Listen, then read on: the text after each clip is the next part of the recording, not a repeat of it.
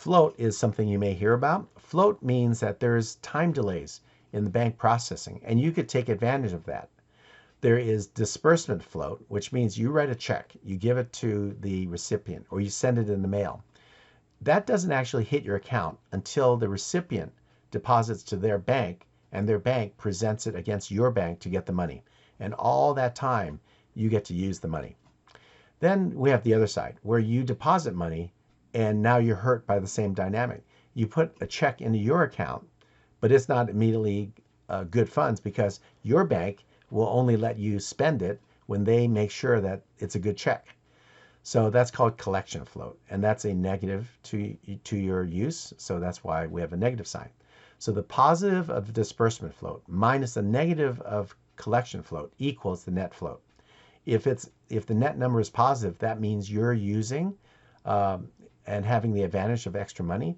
If that net float goes to negative, that means you're hurt because your money is not clearing as fast as the money clearing from the people that receive your check. So the strategy is pretty obvious. We want to maximize disbursement float and minimize collection float so we have the most amount of float in our system. And you still have to be careful because those checks will clear, and you want to make sure that your bank balance, your checking book balance, as your analogy, is still positive. And there have been fraud cases where a company sets up an investment company, and these are called Ponzi schemes, where we get money from investors. You promise them return.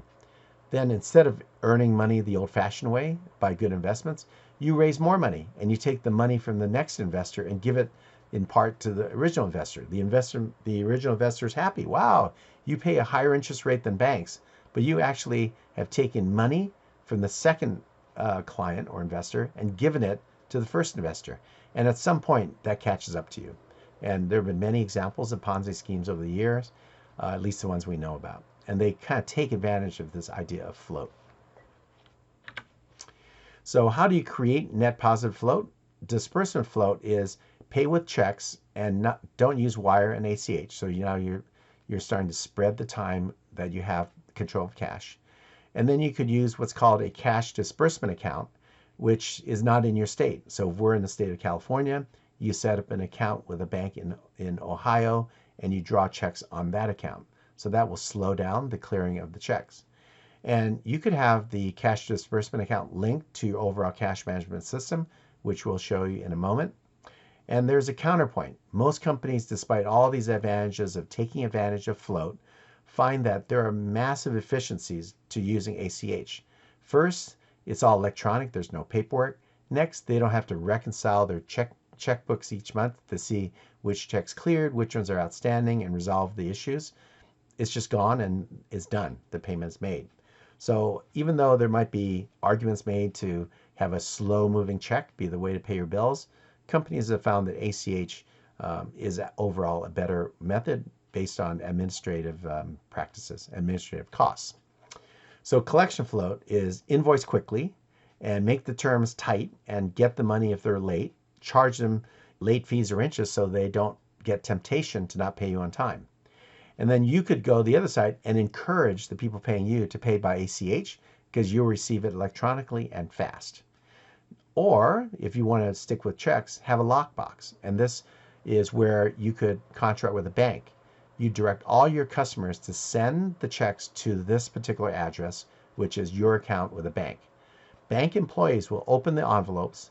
They'll scan the image of the check and other associated material in the envelope, deposit into your account, and therefore speed up the process to get that check into the bank and cleared and good funds.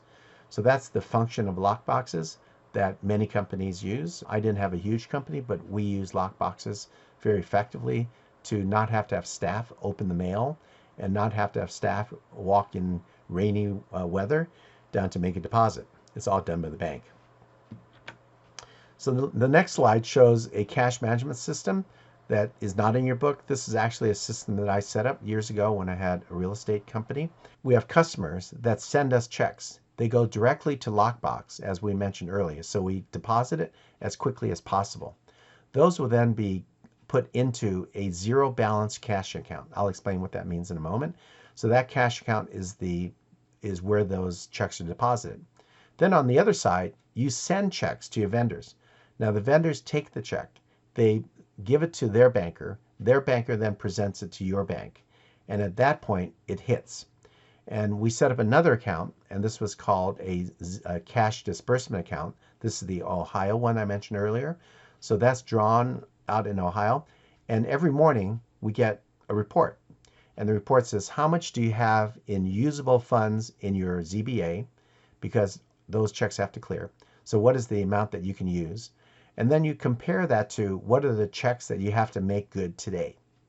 And if you have more receipts than you have bills for the day or checks presented for the day, you could first use it to reduce your line of credit to get rid of the debt. Or if you have zero line of credit, go ahead and put it in savings and investments. So that's what we do. Now let's take the opposite case. Let's say the amounts that are presented are greater than your cash that's available. In that case, you have to either draw out money from your investments and just move it out of a savings account and put it into the ZBA. Or if you don't have any left in your savings account, then you draw on the line of credit. And that will be triggered, and then the clock starts ticking on interest that you're owing the bank. So in this system here, the bank or banks are associated with the ZBA, which is this one account that you're using every day to make sure everything's running smoothly. The bank will give you or you negotiate a line of credit, and the bank will administer for you some savings so that you can earn some interest on the excess funds that you may accumulate. Then the other account, another bank account, is the CDA, which you could organize and place in another bank if you'd like. You could, of course, use your own bank, but if you put that bank in another state, that may give you some more float. So that's the topic of working capital, and we covered supply chain and working capital definitions. We looked at CCC as the main thing we're using to manage. The three components are inventory, receivables, and payables, and we showed ways to manage those effectively. Then we pull all the pieces together and bring it into a cash budget to see if we have enough money. And if we don't, then we have to arrange for financing. If we have excess funds, that can be used to put into some investment account. Then we looked at what are the choices we have for investments and loans. And we wrapped up with some ideas on how you could manage cash and minimize your interest expense and benefit from managing your bank accounts so you have some float. All right, I'll see you in class.